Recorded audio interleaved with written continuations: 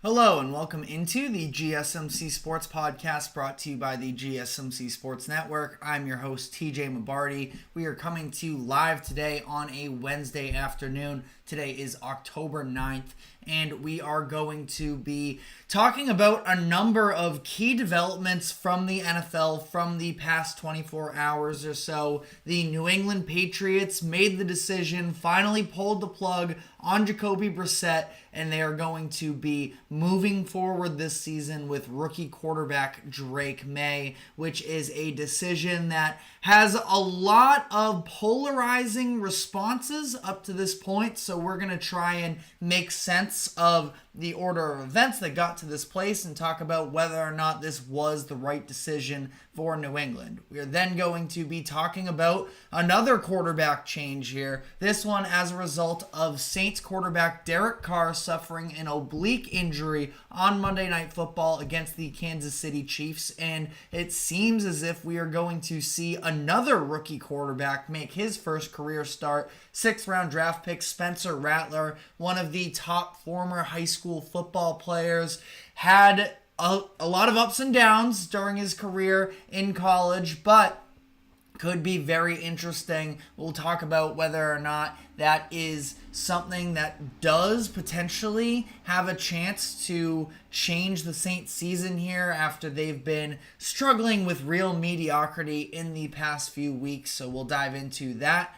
Then we are going to discuss where things currently stand in the NFL landscape in regards to NFL head coaching job securities after Robert Saleh was just fired yesterday morning. We're going to talk about who the other top coaches are in terms of potentially seeing a firing coming their direction at some point soon. Then we are going to talk about yesterday's MLB playoff action from the NLDS, the Mets and the Padres taking 2-1 series leads. And then finally, we will finish off the show by discussing the NBA general manager surveys, which go out annually, talking about championship favorites, MVP favorites, and I think one of the most interesting ones of who the GMs would prefer to build their team around if they were to start a franchise today. All of that and more, so a whole lot to dive into. But before we get into all of that, just a reminder to like, follow, subscribe wherever you keep up with us. To any of our viewers, be sure to use the comment section to give us your thoughts on the latest happenings in sports as we try and make this show as interactive as possible. We want to hear what you have to say, so whether it is a quick comment or a thoughtful question, let us know what your thoughts are. And if you would like to become a bigger part of the show, you can either use the super chat feature that is available on YouTube, or you can go to the link that is streaming across the bottom ticker, gsmcpodcast.net, to leave a tip or donation. Your comment will pop up on screen for everyone to see. Anything would be very greatly appreciated there. Starting off the show today with the news that broke right after we finished up yesterday, and that is the New England Patriots are making a quarterback change. They are benching veteran quarterback Jacoby Brissett in favor of 3rd overall pick rookie quarterback Drake Maye. And this is something I myself am a Patriots fan, so to some degree I've been, anxiously awaiting this moment. That being said, though, this is a controversial move based off of the fact that there are a lot of issues with this current Patriots team, and it's not exactly a situation that seems like it is going to be super inducive of a successful quarterbacking career. Jacoby Brissett, as things currently stand, he has been mightily struggling on the year. The offense had so many opportunities this past Sunday against a Dolphins team that's so depleted on both ends that Patriots had so many opportunities to capitalize, and instead they fall 15-10 at home. And there is seemingly a lot of impatience, definitely with much of the Patriots fan base, but I think within the locker room as well, which is the more important conversation, because it was just last week we were talking about the fact that the Pats, it sounds like from some of their beat reporters that there was a lot of animosity that was building up in the New England locker room, and at least according to Patriots.com writer Alan Lazar, at least some of it was due to the fact that the locker room was feeling like the Patriots organization was protecting Drake Maye, just having everybody else go out there and be sacrificial lambs on the field. Meanwhile, Maye just gets to basically sit out this season and wait for reinforcements to come. Which, by the way, I do think that is a very viable strategy at this point, especially coming off of the past few seasons where Drake Maye was, or I should say Mac Jones was never as talented as Drake Maye is, or at least the ceiling definitely was never quite as high, but we saw in a complete abomination of a quarterback developmental track with Mac Jones in New England throughout the past 3-4 seasons, and it seems like it's at a point here where I know I myself and some other Patriots fans that are maybe slightly more rational have real concerns of, is this franchise actually capable of bringing along a young quarterback at this point? Patriots kind of lucked out a little bit having a 6th-round quarterback that turned into the greatest football player of all time, so he was able to carry them for 20 years. But there's been a lot of dysfunction within this Patriots organization through the past few seasons, and gets to a point where you do have to be very concerned at the lack of weapons for Drake Maye to throw to. That offensive line is a mess, and there is a lot of bad that could come out of this. Just talking about the idea of forcing Drake Maye into a situation before he's ready, in a bad situation at that, and having his confidence be hurt, some of his on the field reps lead to bad patterns. We saw Mac Jones by the end of his Patriots career. He was seeing ghosts because that offensive line was so bad that he was just sort of feeling pressures that weren't even there. And there's definitely room for concern there, especially Drake Maye, who came out of college football a little bit more on the raw side of things. But that being said, I do think that he is a better quarterback in the now for the Patriots to be a more competitive team. The question is that worth it? But Drake Maye, I do think that with the athleticism, he will be able to at least, I wouldn't fully say navigate the pocket, because honestly, I think Jacoby Brissett did a fine job of maneuvering back there. But I think that Drake Maye probably just has a little bit more of that upside in terms of athletic ability to escape from defenders in the backfield. And the other thing that I think is the crucial part of this is Drake Maye can provide, now assuming that his weapons comply to this, Drake Maye can provide more of a downfield passing attack. And it had gotten to the point through these first 5 weeks of the season, and I thought it was really demonstrated during that Jets Thursday night football game. I'd also argue, this past week against the Dolphins was also terrible in terms of the fact that opposing teams were able to send the house at the Patriots on obvious passing downs because it was clear that the offensive line isn't good and there's really no threat with Jacoby Brissett at center to actually burn opposing teams downfield. Now, like I mentioned, I don't know if the other weapons that the Patriots have in terms of a receiving core are good enough to threaten that themselves, but I think Drake Maye is a quarterback that if it were to be possible, I think he could get that done. Not saying that he can be perfect, not saying that he's going to have the deep balls and those big explosion plays that Jaden Daniels has had up to this point in the season, but I think that it's actually possible to develop more of a passing attack because the Patriots are the worst team in the league in terms of passing yards per game, and as much as it is definitely not all Jacoby Brissett's fault, he is limited. And I think that everybody knew that coming into the year, and we saw some of that play out. Again, a little bit of justice for Jacoby Brissett because he was thrown in to be that sacrificial lamb, and he took a beating throughout the first handful of weeks. But ultimately, we knew that this wasn't his job in the long term.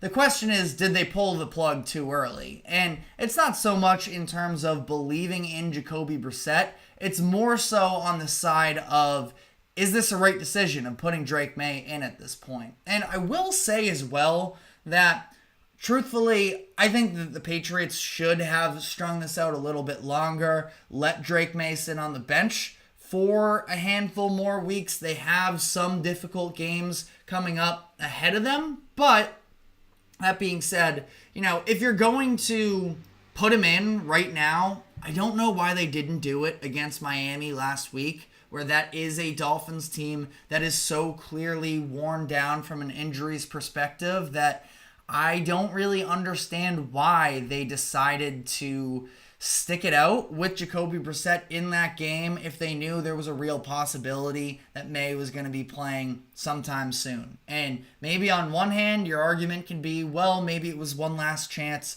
for Jacoby Brissett to prove that he's worthy of being the starter.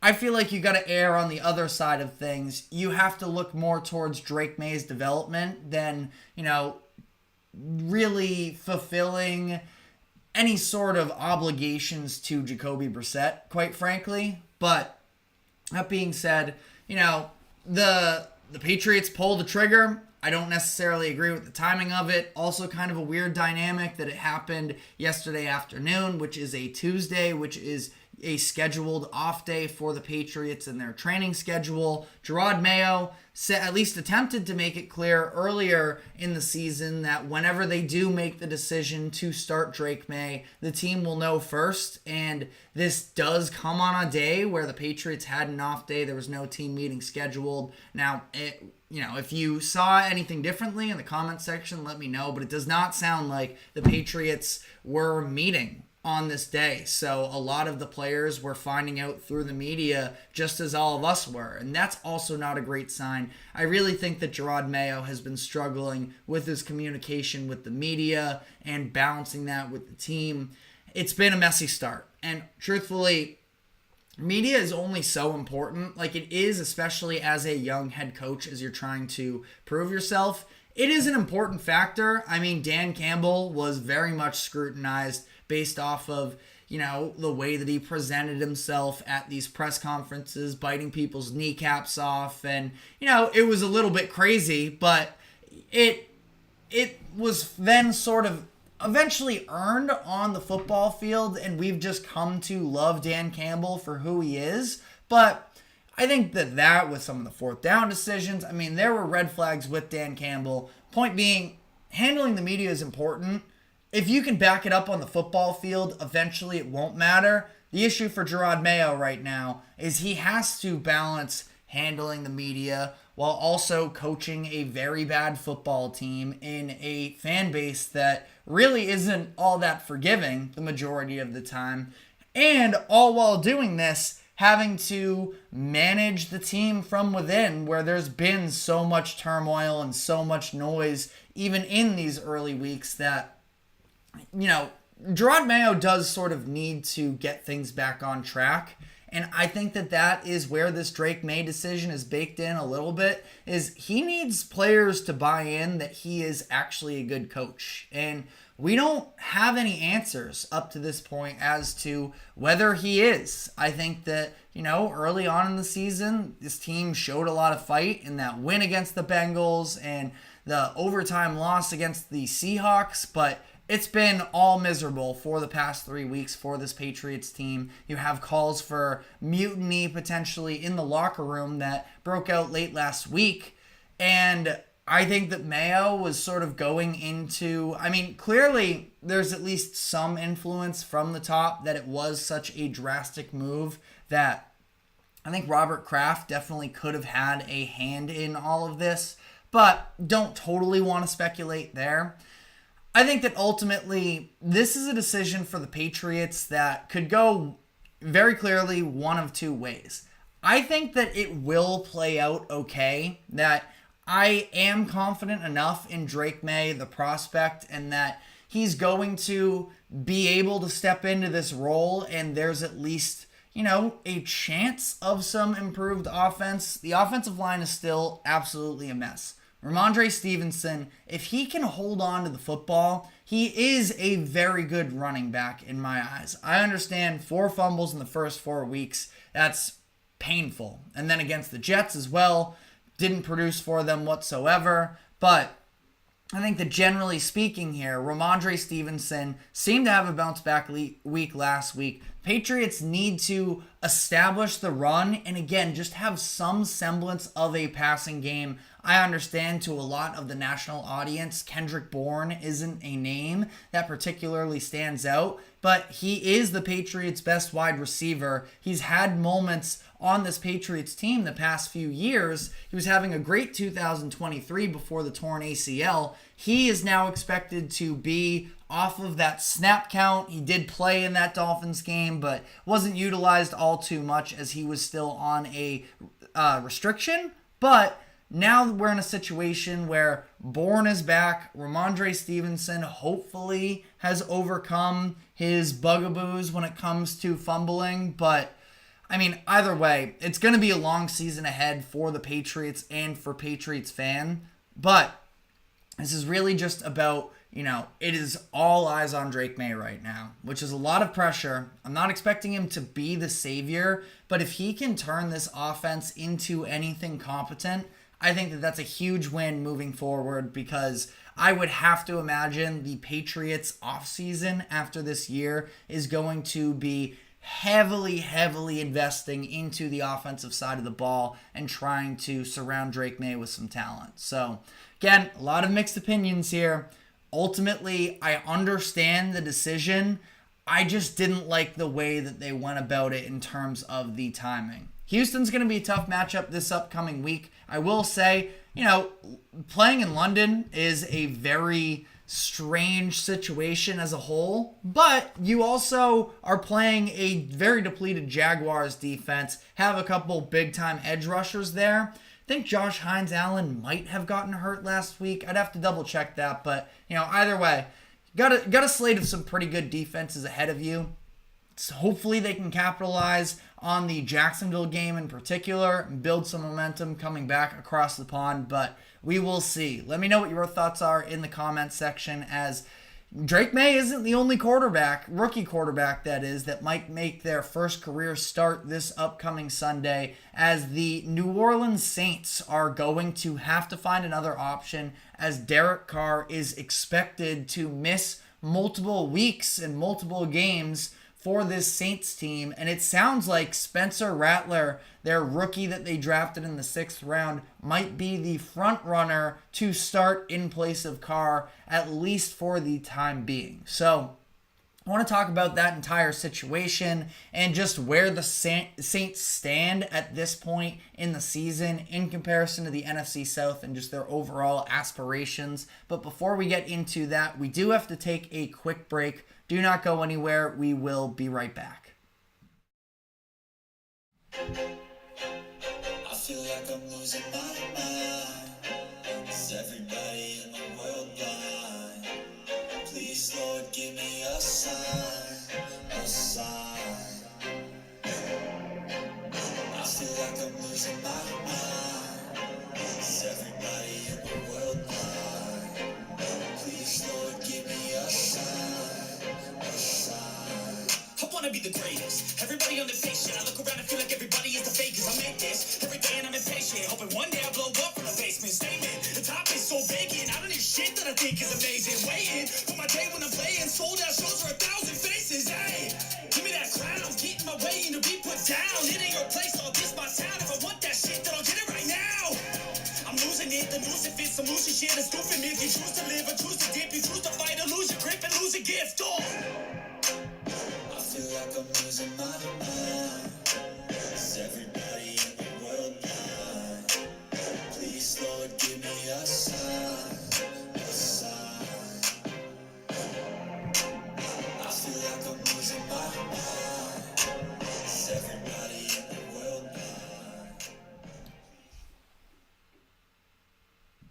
Welcome back into the GSMC Sports Podcast, as we're going to now be diving into the news that broke yesterday about Derek Carr potentially missing multiple games for the New Orleans Saints. He played on Monday Night Football against the Chiefs, and it was in the fourth quarter where he ended up going down late in the game. It is being listed as an oblique injury. Pretty interesting because it was a play, again, in that fourth quarter. Chiefs had sent an all-out blitz on, I think it was a fourth down. He just sort of threw the ball up to Tipton down the left side of the field to try and get some sort of a miracle play there. And I mean, there was definitely contact. It seems like it was more of a non-contact type of injury, though, in his oblique. And had me wondering a little bit whether or not he was dealing with that injury throughout the course of the game and that he just exacerbated it, because there were a number of those weird leaning off-platform, off-the-back foot throws that he had throughout the course of the game that I thought were reckless, but I wonder also if it was for the sake of trying to, I don't know, avoid some sort of contact or movement that made it worse. But either way, Carr is going to be out for at least a couple weeks, according to Ian Rappaport of NFL Network. So ultimately now, the Saints are 2-3. They are in a division that is very winnable still, because as we talked about after that game on yesterday morning, we discussed that I don't think that anybody in that NFC South is particularly good ultimately. So, you know, you have the Buccaneers and the Falcons both at 3-2. The Saints are at 2-3, and then Panthers, of course, exist. But, you know, either way, none of those teams move me all too much. So the Saints are very much still in this conversation. That being said, though, interesting decision here coming up, because coming out of that Kansas City game, they decided to put in Jake Haener to take over for Derek Carr, and he really didn't provide much optimism whatsoever in that game. Completed just 2 of 7 passes, and it sounds like the Saints are leaning towards going with rookie quarterback Spencer Rattler to take over, at least in the time being. And this is a bit of, I wouldn't say it's a massive surprise necessarily, because Spencer Rattler is somebody that has upside at the end of the day, was a 5th round pick for the Saints. I think I said 6th round earlier in the show, but 5th round draft pick, and he's been a very polarizing player for years now, going back to high school when he was on the show QB1 and he showed those terrible leadership skills. And, you know, I wouldn't bring it up necessarily, but also then during the draft process, I guess a lot of general managers were sort of skeeved out by the fact that he had that on tape. So fair or not, there is a bit of a polarizing, you know, reputation surrounding Rattler. The high-end talent is there. He is able to, you know, he's athletic enough to make plays with his legs. He has a pretty big arm and some special arm talent, but turnovers definitely a big part of his overall makeup here. He led the SEC in interceptions in 2022 when he was with South Carolina. But I think that, you know, you also look at him in his sophomore season, or I guess technically it would have been his true freshman season with Oklahoma in 2020, where he led the Big 12 in passing yards, passing touchdowns, a number of, you know, big time important stats. So again, polarizing prospect. Now he steps into this Saints offense that, I keep in mind, I don't think that there is all that much potential for him taking over the quarterback position, but with the Saints on a little bit of a disappointing streak here through these past 3 weeks, losing all 3 in the offense, looking mediocre at best, that I think it's fair to at least raise the question of what happens if Spencer Rattler does show up for the Saints, because the Saints, like I mentioned, I don't think that they have great depth necessarily, but they do have weapons. Chris Olave is one of the top wide receivers in the NFL, somebody who can get it done with just finding a way open. I know he struggled this past weekend against the Chiefs, matched up against Trent McDuffie. That is a very tough matchup. Chris Olave, the majority of the time, though, is going to get himself open and is going to give Rattler opportunities for, you know, 5-yard, 10-yard, 15-yard completions down the field, that he's an option for them. Ideally, the Saints can develop more of a rushing attack once again. I believe that Ruiz, their starting offensive guard, at least has a possibility of returning at some point. It was Eric McCoy was put on IR, I believe, expected to miss about 6 to 8 weeks, I think is what I saw from the initial timeline. Cesar Ruiz, their starting offensive guard, he isn't on IR, I believe, so maybe he could find a way to get back in, which would be huge, because really the point that I'm getting at here is the Saints need to be able to reestablish the run. That's what was working for them so well in the first couple weeks. Helped them set up play action passes downfield, where Carr did a lot of his damage there. And Kamara hasn't been bad these past few weeks. I mean, you look at 87 rushing yards against the Eagles, 77 rushing yards against the Falcons. So it's not like it's gone away altogether, but it hasn't been quite as threatening of an attack, and I think it's really hurt the passing game as well, because Derek Carr is somebody who thrives so much off of play action that, you know, you look at the way that the Saints were able to move the ball on the ground a little bit more those first couple weeks, and that they were just punching opposing players in the mouth essentially in the trenches there. And since they haven't been able to do that since, it's put more pressure on Derek Carr, and we've gotten a little bit more of an erratic version of him. Now you have Spencer Rattler, who I do think has erratic tendencies at time, where he does have this history of being turnover prone going back to college.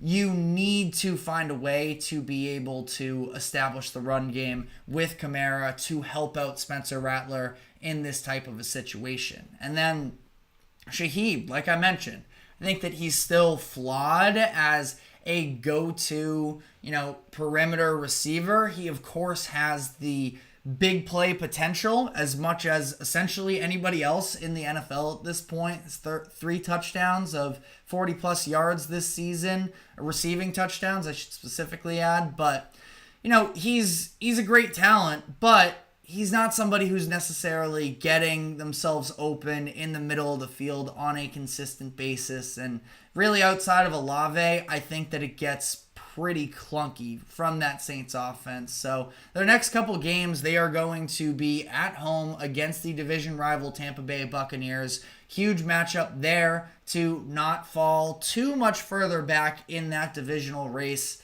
The Buccaneers are definitely going to be favored in this game. I'm sure there are betting lines somewhere out there right now where, it looks like on ESPN Bet, the Buccaneers are 3.5-point favorites. And then it's a very interesting Thursday night football game against the Denver Broncos, where it's a little Sean Payton revenge game. He's probably been, looking ahead to this date on the calendar a little bit closer than some of these other ones. So you feel like he's probably going to be prepared. And now all of a sudden he has a defense that is playing like at minimum a top 10, probably a top 5 defense in the league through the first 5 weeks of the season. So, neither one of those are easy games for Rattler to sort of jump into the fire. Now, he's sort of been there, at least to some degree, before, especially those final seasons at South Carolina, where,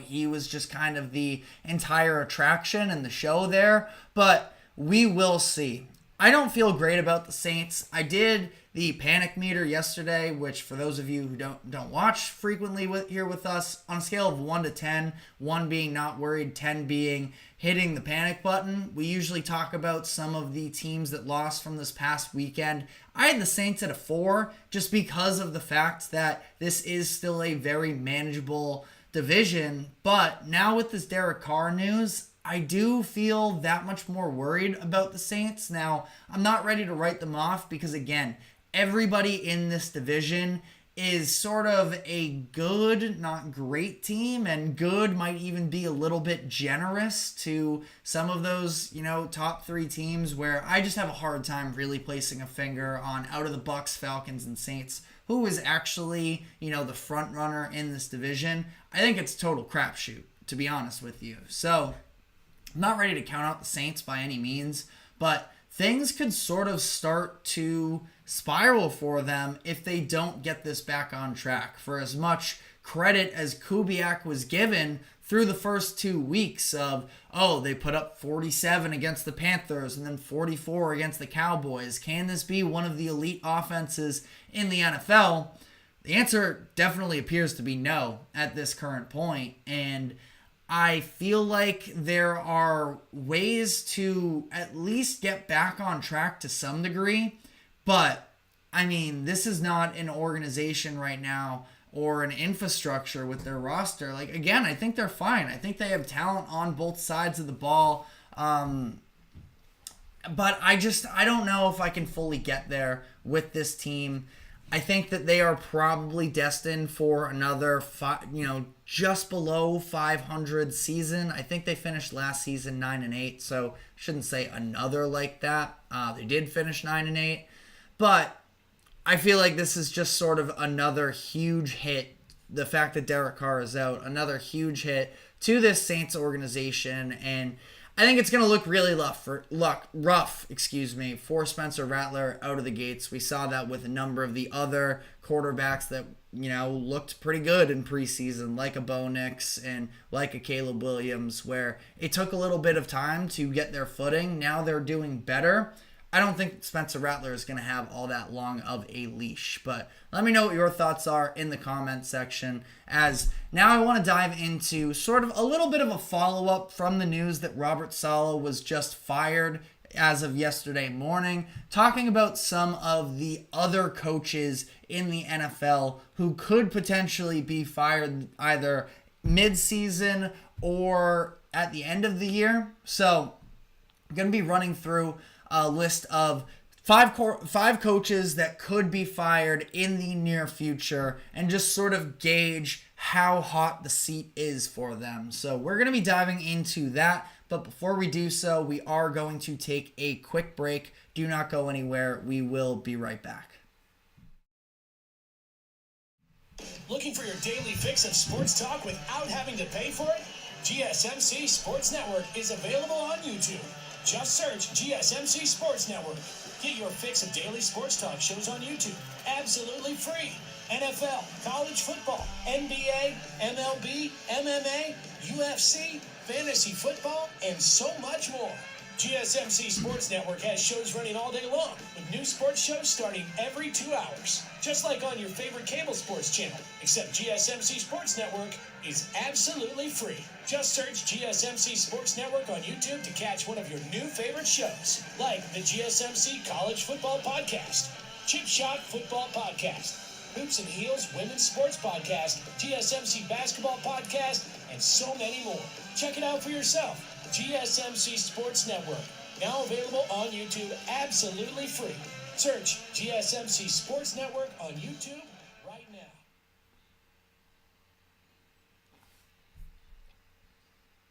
Welcome back into the GSMC Sports Podcast, as we are now going to be looking at some of the coaches in the NFL who may be on the hot seat following Robert Saleh's firing on Tuesday. It's now, at least to some degree, I wouldn't go quite as far as saying open season, but, it's on the table very much so. So we're going to be running through a list of, specifically, I took the 5 coaches that CBS Sports put out as the 5 coaches on the hot seat, and just sort of gauge where I think their level of job security is at this point. Doing this little bit of a gimmicky exercise with, 5 flames. The more flames, the hotter the seat is. Pretty self-explanatory. But again, inspired off of the fact that Robert Saleh was fired this past week. And I think that the biggest winner out of that is the fact that Doug Peterson was able to survive being the first head coach fired despite a disastrous start for the Jaguars to begin this year. And obviously, I think that the Jaguars are flawed from an organizational standpoint. They've really yet to prove that they are a competent ownership group for much of their existence. And I mean, this season has been just a total disaster for them, coming off of the heels of giving Trevor Lawrence that massive contract extension that's going to make him be paid $55 million per year in terms of average annual value. That is, not looking up to be a hot start.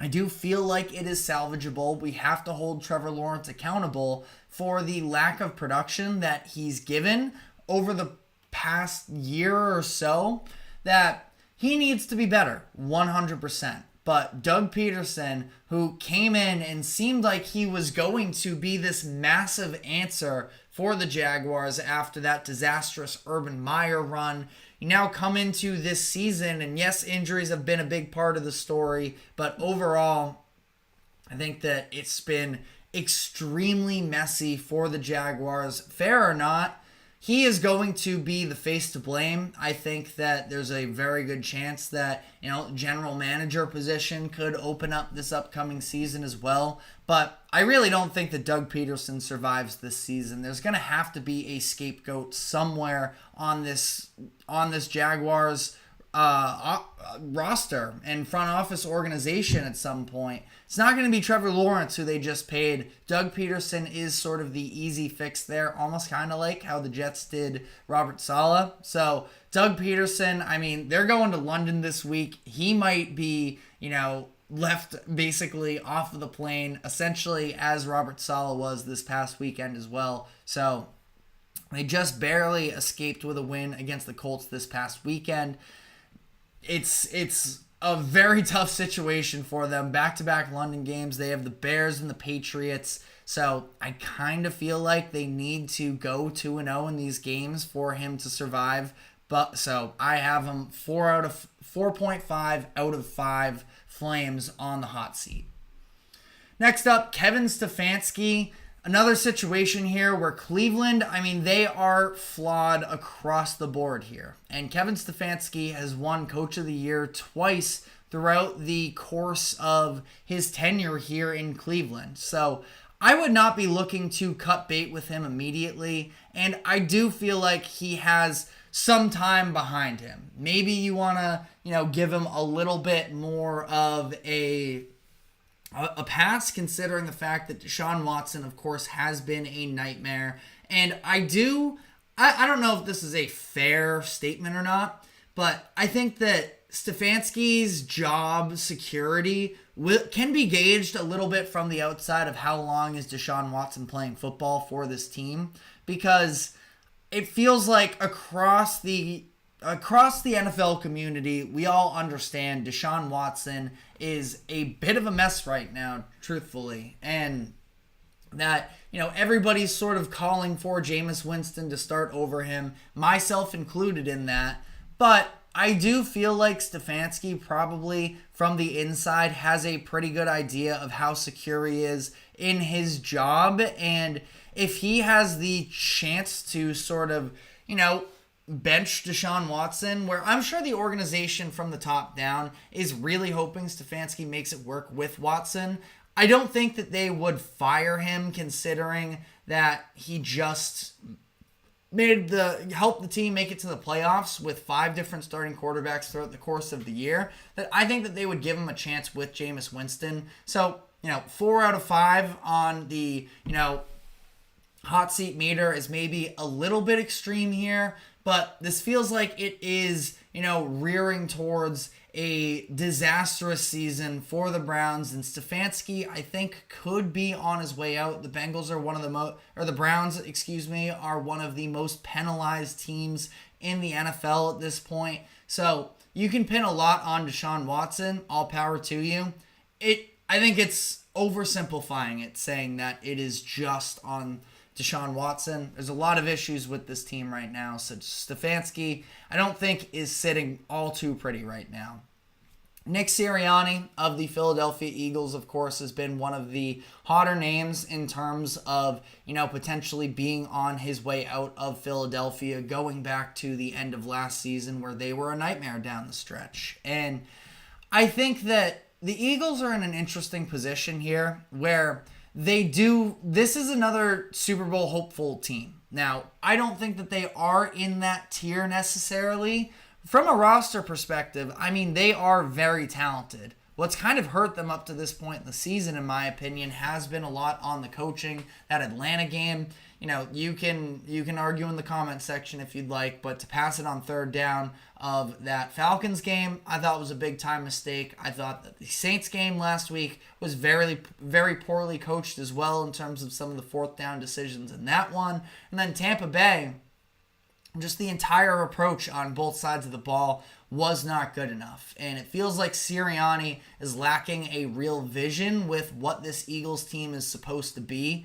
Now, that being said, for the Eagles, and I kind of say this about the Jets too, is that I don't know how much of an upgrade it ever really is to fire a head coach mid-season unless you have entirely lost the locker room, which maybe was the case with Saleh. Maybe is the case with Sirianni here. It's been documented that there have been some run-ins with Jalen Hurts and Sirianni. But at this point, I mean, who steps up as the interim head coach? You have you aren't familiar with really any of the coaches on your staff right now. You just hired a new offensive and defensive coordinator where Sirianni's job, I think, is more so on the hot seat as the season progresses here, and specifically looking at what happens if this team falls short in the postseason, that's where I think his job is really on the line. I don't think that this is a mid-season firing unless things entirely fall apart here for the Eagles. Sirianni's not super popular, but my question for anyone who does think that he should be fired is, what is the backup option? Which I'm not saying it's impossible that there is one, but again, a lot of new faces in the building here. Maybe it's a special teams coordinator or something like that steps up for them, but I feel like Sirianni probably has his job for the entire season. Matt Eberflus, somebody that I definitely do not think is secure. Now, the Bears have looked better in recent weeks, which is why I don't think it's quite as drastic. If I had done this exercise earlier in the year, following that loss to the Colts, probably would have been at a 4.5 out of 5 in terms of the hot seat scale. I think that this is more of a 3.5 at this point because the Bears at least have a vision. They have a direction. They're really fixated around their defense, which is an elite group in the NFL. And now they're starting to take steps in the right direction as an offense. I've had questions myself about the infrastructure of Shane Waldron, the offensive coordinator, and that offensive line. You know what? I do think that they've sort of put out the fire a little bit. Eberflus has been able to get his team back on the right track, and they are very much still alive moving forward this season. That being said, though, they are probably a losing streak away from having to point the blame at someone and having it be Matt Eberflus. So I have him at about a 3.5. And then the last team here, Brian Daboll. For some reason, I can't say for some reason like there's no justification whatsoever, but I have never seen a head coach's popularity shift so quickly from taking over a Giants team that was in the gutter a few years ago, taking them to the playoffs in year one, have sort of this reclamation process with Daniel Jones into making him a positive quarterback, at least for 2022. I'm not talking about Daniel Jones all time, but he was looking like absolute bust. He was able to put Daniel Jones on the right path. Last year, a lot of injuries, still a lot of mediocrity there. I think that they pretty easily cut ties with Daniel Jones at the end of this season. But I don't really understand, as long as Daboll can sort of get out of his own way in terms of personality and in terms of, getting the locker room to buy back in. There's been a lot of talk about player development behind the scenes for the Giants for the past couple seasons, really, and the stubbornness of Daboll of, putting a Jalen Hyatt in the doghouse when the Giants need playmakers to step up for them. But they've won 2 of their last 3 games where they probably were the inferior team on paper that I think that Dable can at least show that he's worth keeping around for another year. And, he's helped to develop quarterbacks in the past. It was Josh Allen in Buffalo, obviously. That is, the really the only notable one, at least since becoming an offensive coordinator. But I think that the Giants give him a swing, at least at this next rookie quarterback, unless things really fall by the wayside for this season, because the last thing you want to do as well is sort of take a little bit of a flyer on your head coach for one more season, then have your rookie quarterback end up having two head coaches and two different offensive schemes in 2 years, and you don't want to start the track off like there. But I still think that Daboll is a good enough coach, and I think the Giants are going to hold on to him. I do think that it's definitely on the table for him to get fired at some point, but the way that things are currently trending for the Giants, I would bet that he keeps his job. But let me know what your thoughts are in the comment section, as we are going to be shifting gears off of the NFL now. We have some MLB playoff action to dive into. So we are going to be discussing yesterday's NLDS games, which saw the New York Mets and the San Diego Padres take 2-1 series lead in their respective series. So we're going to break down all of the action, all the drama from yesterday's games, and look ahead to where things currently stand headed into Game 4. So we are going to take a quick break. Do not go anywhere, and we will be right back with some MLB breakdowns.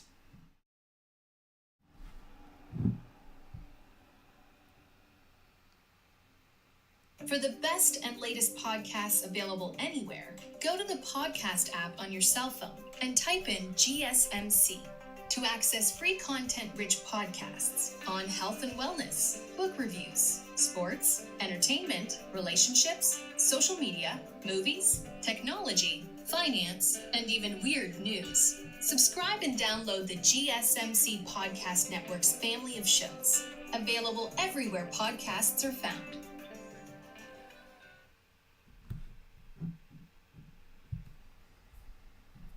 Welcome back into the GSMC Sports Podcast, as we are now going to be diving into yesterday's NLDS games from both the Mets versus the Phillies and the Padres versus the Dodgers. So we'll start off with the early slate game. I feel like that makes sense, where you got in what I was talking about yesterday as a borderline must-win game for the Phillies to be able to pull that one out. They had the flexibility with their rotation to be able to push Aaron Nola's start into Game 3 and be able to steal back home field advantage. And they were unable to live up to that bill, in large part because it was on the other mound. Sean Manaea was incredible in this start, and the mid-season transformation that he's had. Listen, I'm no savant in terms of pitching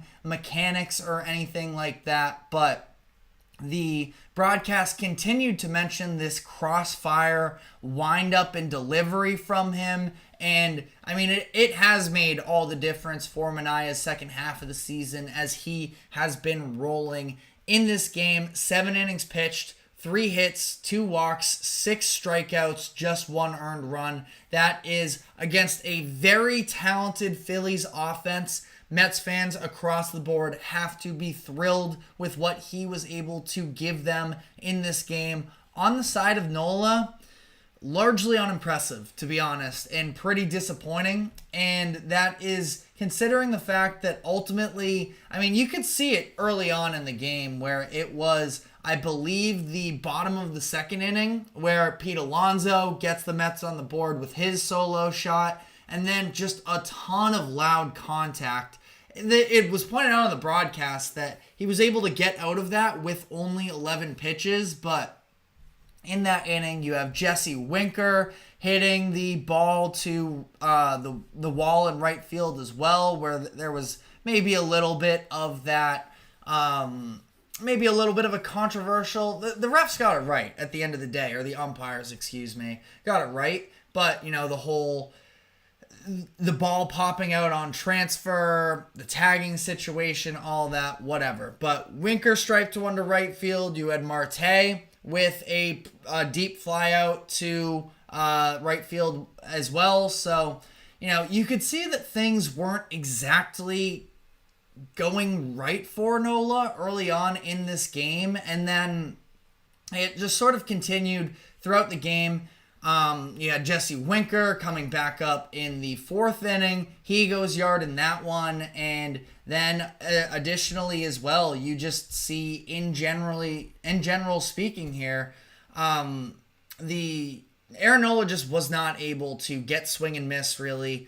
Wasn't able to command the zone the way that he normally is. And he ultimately had a pretty rough outing where 5 innings pitched, 5 hits, 2 walks, 8 strikeouts, which was great, but the 4 earned runs, and felt like it probably could have been more. I do want to highlight on the Mets side of this game as well, the excellent defense that was played. That was a huge difference maker. You had Vientos in the 2nd inning making what I thought was a very impressive throw from, deep down the third base line across the field to throw out Alec Bohm. You got another excellent defensive play from Tyrone Taylor in center field, gunning down Bohm once again, who was trying to stretch a single into a double and put it in the perfect spot for Lindor to tag him. I mean, definitely shut down some potential Phillies runs there that could have, been the difference maker, but instead Manaea was able to, get that support from his defense and cruise through what was a very solid 7 innings. And the Phillies offense, for as talented as they are, again, just sort of, came up short in this game where left some opportunities on the board there. I was, late in the game as well, where it was a Schwarber and a Turner walk in back-to-back in that top of the 6th inning. And then you had Bryce Harper, who was, appearing to be one of the scariest players in the MLB right now remaining in the playoffs with that type of a situation based off of what we saw in the 9th inning of Game 2. And instead, it was Manaea taking it to Harper, striking him out, and then getting Castellanos to line out to second, results in a double play, and get out of a situation where you have runners on first and second with the top of the order coming up and no outs. And that's really where the game shifted, because then it was Nola leading the bases. He ultimately got pulled in that one, but it was a single, a walk, and a walk to load the bases there. He comes out, Kerkering comes in, he gets the first out for gets the out at home, gets Winker to fly out, and then Marte was able to drive in a couple extra runs there. So some breathing room there, doubled the deficit, and then the Phillies offense never really provided all too much of a threat once again. I mean, I suppose in the 8th inning at that point, after it's 6-0, it was a little bit more, it was a little bit closer, but that being said, they were trying to do a lot of that damage as well with 2 outs. Too big of a lead to sort of overcome there, and ultimately the Phillies fall in this game. Now, they're still very much alive here. Something that I was sort of off on yesterday is when we talked about this, I assumed it was going to be Zach Wheeler on a little bit of shorter rest coming in to pitch Game 4 in a do-or-die situation. Now, I'm sure everybody is going to be on the table for the Phillies here, but it is not going to be Wheeler. It's instead going to be Ranger Suarez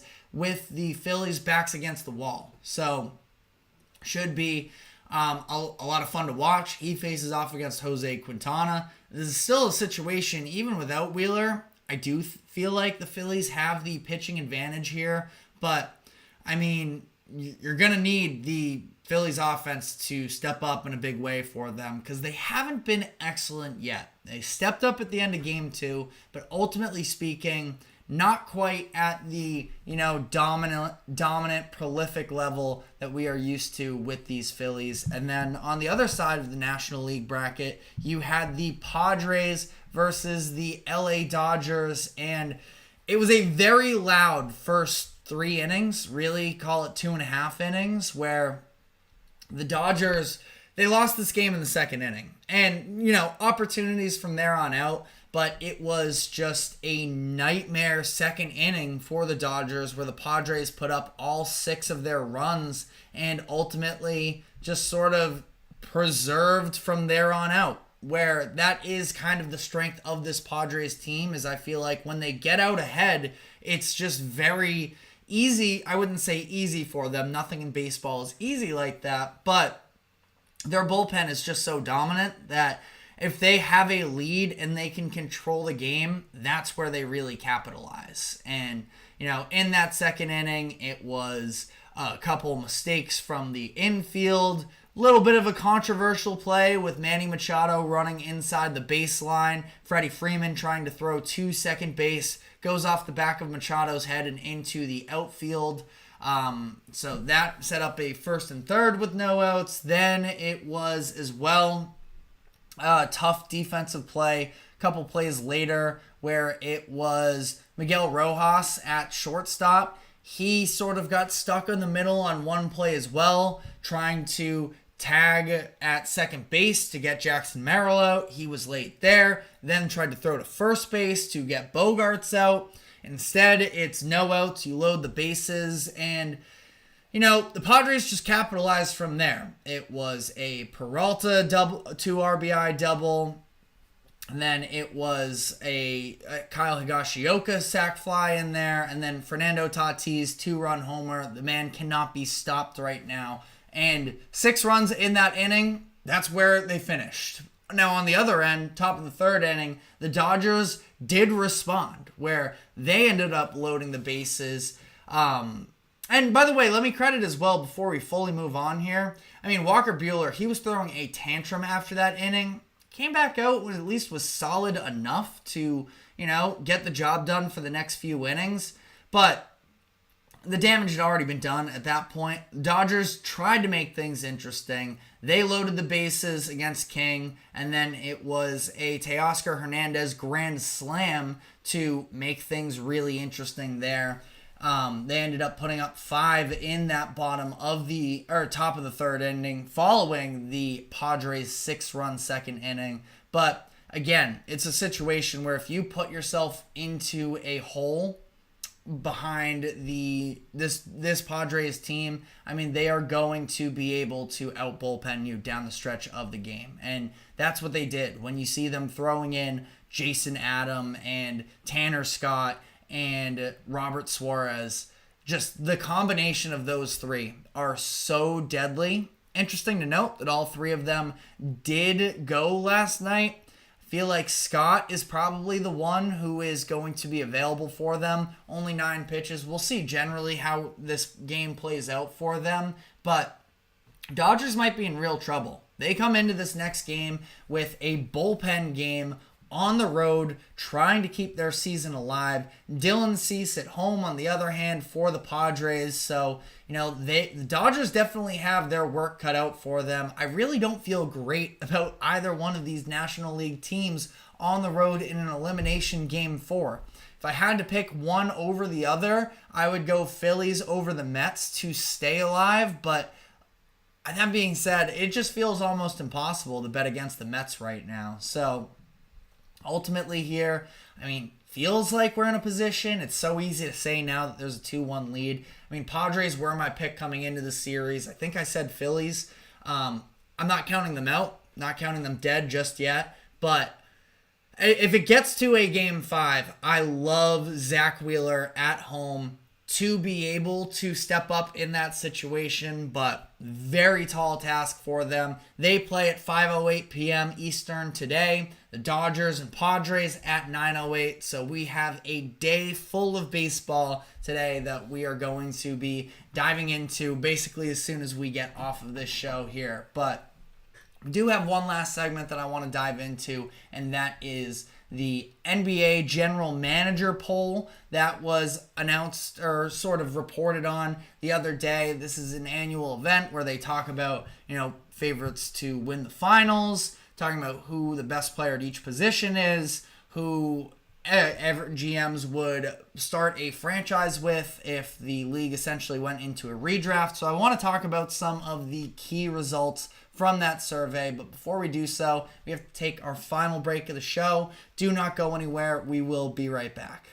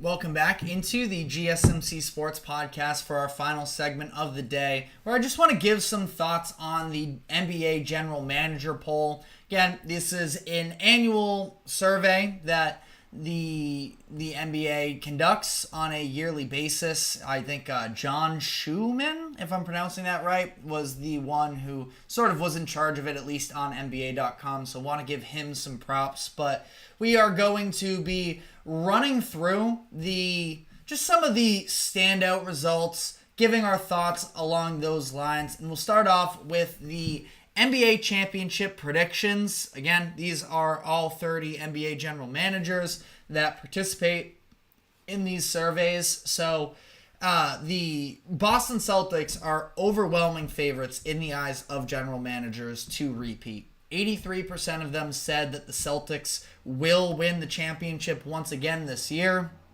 Really not shocking. The Celtics are, from a roster perspective, very much, geared up for another championship run. Kristaps Porzingis dealing with an injury. He's supposed to be back December, January-ish. So it'll be a bit of a difference maker. Definitely if you're another one of the top contenders in the Eastern Conference, have to try and take advantage of those few months stretch where the Celtics aren't at 100%, maybe steal some home court advantage from them. But I do think the Celtics are in great position once again to repeat. I think it's at least interesting noting the fact that last year the Nuggets, for a team that I personally felt like was in a great position to repeat, and they were my pick coming into the season to win the championship once again, they were at 33%, so not quite as high as I would have predicted. Now the Celtics were tied with them also with 33, so part of that played into it as well.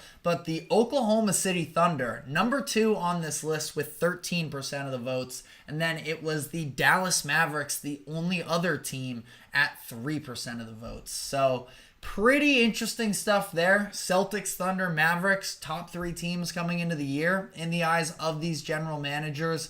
Something of noteworthy at least, but sounds like the East continues to run through Boston, which makes sense, all things considered. But votes for MVPs heading into this season, Shai Gilgeous-Alexander received 40% of the responses to win. Now, Shai has been a finalist the past couple years.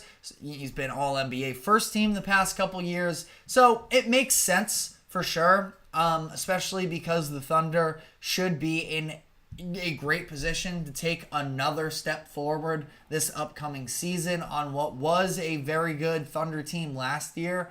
But a lot of well-rounded efforts, I feel like, across the board there. And the Thunder, we still didn't know if they were really for real. I think at this point, if Shea goes off once again and is able to produce for them at a big-time level, he's in play. But Luka probably would have been my vote. And he was not, I want to make it clear, he wasn't my vote for MVP last year. I stand by the fact that the Mavericks didn't win enough, in my opinion, for him to win MVP. I know the counting stats are excellent. I also know that there, especially during the regular season, Luka provided a lot more valiant of an effort in the playoffs at times, but defensive side of the ball just really isn't there for him. That I do think, those top two are probably the most likely contenders. Then you have Embiid, Jokic, and Tatum all tied for third at 7%, which, makes sense, I think, all things considered. Jokic, voters fatigue, you would think, has to kick in at some point, but this is a situation, as the Nuggets at least appear from the outside to be getting thinner and thinner in terms of depth, that if Jokic still is able to produce for them, hard to count him out. Worth noting as well that Jaylen Brown also received a vote, which is ultimately why I don't think him or Tatum are in the conversation, because they would sort of steal votes away from each other. But thought it was interesting that somebody out there voted for Jaylen Brown. Which player would NBA GMs start a franchise around today? Victor Wembanyama, overwhelmingly the favorite in this category at 77%, which absolutely makes sense. You do have Shea and Jokic, both with 10% for themselves, tied for second. I would have to imagine it's more so just built off of the idea that Wemby is still such an unknown for the long term, but he should absolutely be number one in this category. Luka also getting some votes at 3% himself at number 4. So now we're going to dive into the specific positions that were voted upon. Luka Doncic, rated as the best point guard in this survey. He got 37% of the votes. Shai Gilgeous-Alexander at number 2. Steph Curry at number 3. Seeing Steph on a list of point guards not at number 1 does not sit right with me at first glance. I do also understand it, though.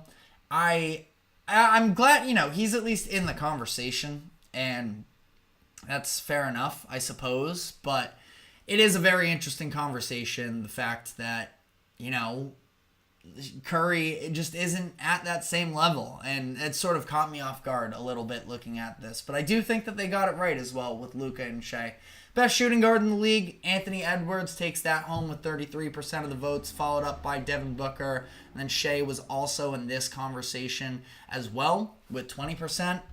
Biggest takeaway from this one was the fact that Donovan Edwards didn't even receive a vote. Derek White got a vote for best shooting guard over Donovan Mitchell. And listen, I'm a Celtics fan.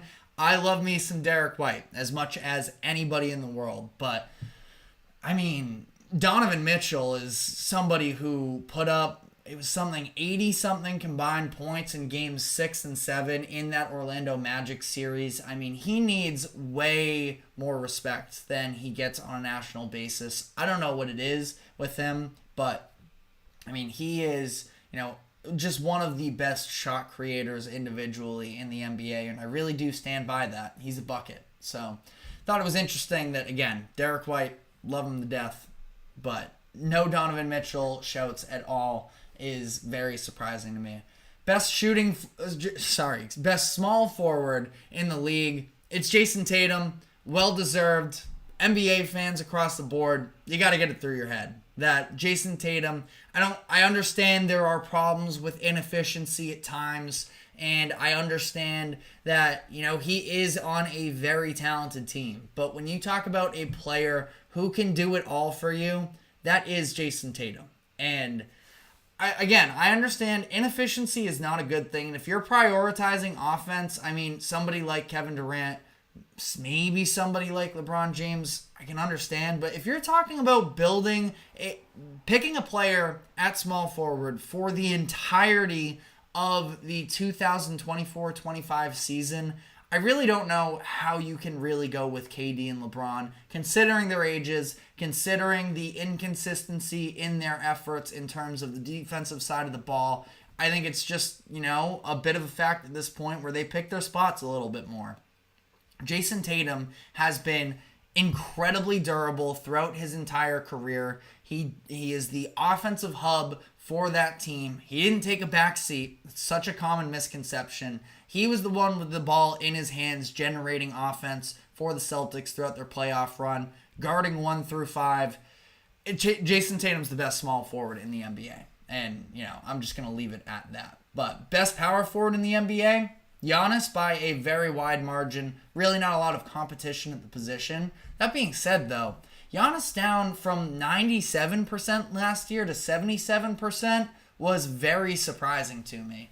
Kevin Durant was second with 7%, and then there were a number of other players involved as well that got votes as well. Victor Wembanyama at 4. I mean, he's just 100% a center in my eyes, but maybe that's just me. But to see Giannis drop off so much in terms of a consensus-wide best power forward, I thought was crazy because I think that he very easily still is. Dealt with some injuries last year. The Bucks weren't quite living up to expectations, but even still, I mean, it's Giannis, and I really don't think it's close whatsoever. Best center, Nikola Jokic, no surprise there either. 87% of the votes. Got 10% for Embiid, 3% for Wembanyama. It's Jokic.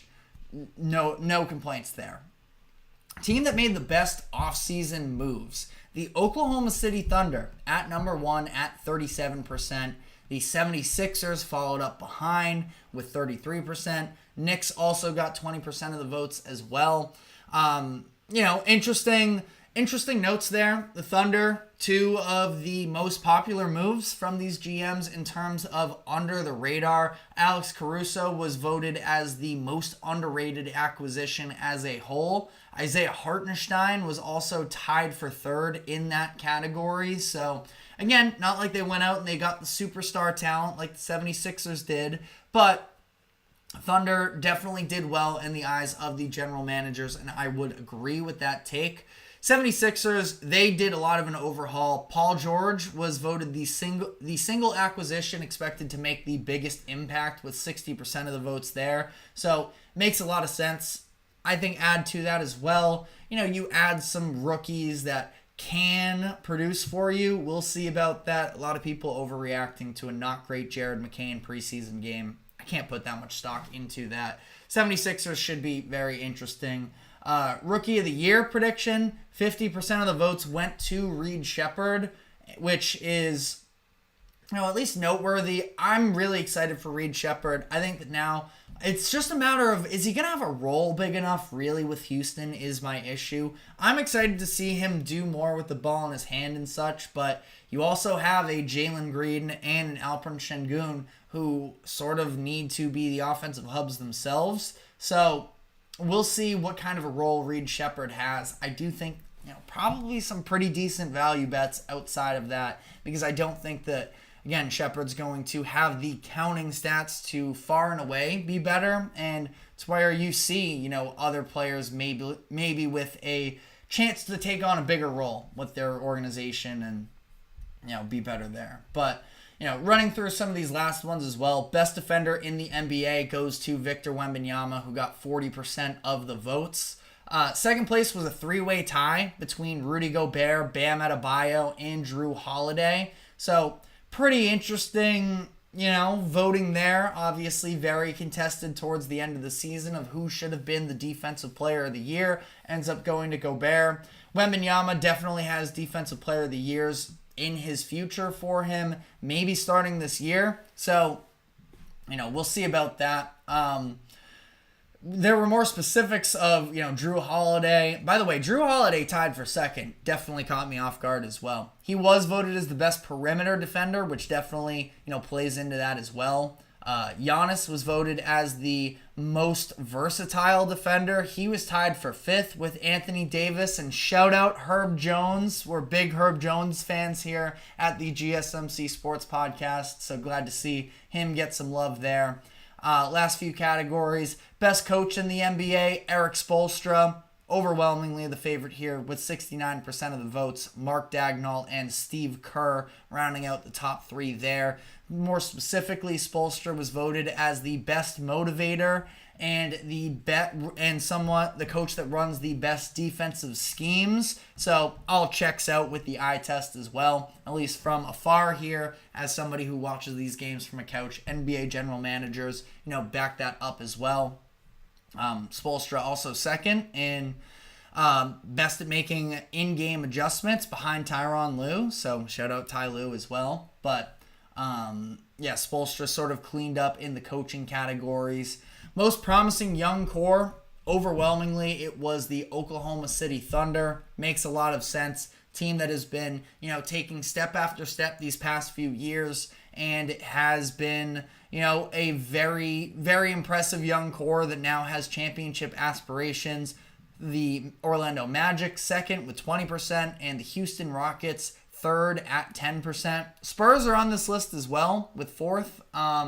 Pretty much just centered around Victor Wembanyama, I'm sure. Although I do like Devin Vassell. Stephon Castle is a prospect that I'm pretty high on as well. So interesting there. And then shout out the Pistons at 5. I like a lot of the Pistons players. I'm really hoping that they put it together this season. And then, which rule needs to change the most? The number one answer was the apron rules and the restrictive nature of how the salary cap works as things currently stand. And I think that that's very fair. It has been a little bit of a failed experiment to some degree in terms of this second luxury tax apron. Now, we're still pretty early into it, so it's probably not fair to say failed experiment.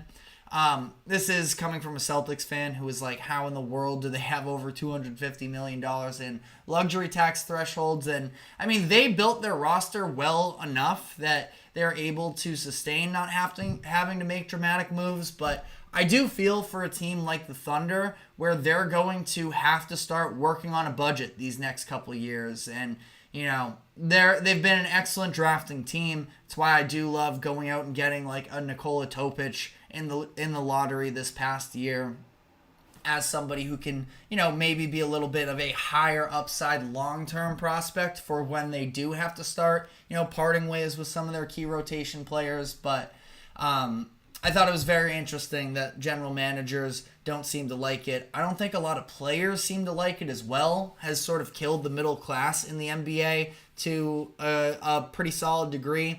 Number of pretty key NBA players right now that should be getting actual minutes rotations and are having to settle for minimum deals or aren't even in the NBA right now. I think it's a bit of a messed up system right now. So I think that it's interesting that a lot of players are struggling with this and the general managers aren't on board. So they're going to need to do something about that. But that is all the time we have for today. Thank you very much for tuning into the GSMC Sports Podcast. Thank you to the GSMC Sports Network for allowing us to host this show. Remember to like, follow, subscribe wherever you keep up with us. Be sure to check us out on social media as well, and we will be back tomorrow afternoon at 2 o'clock p.m. Eastern. We will see you then. Take care.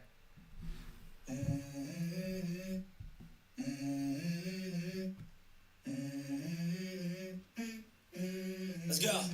I wake up to a little bit of drool on my pillow, feel like it's gonna be a bad day. Yeah, I'm tired of shit, and the coffee ain't hit yet, damn it.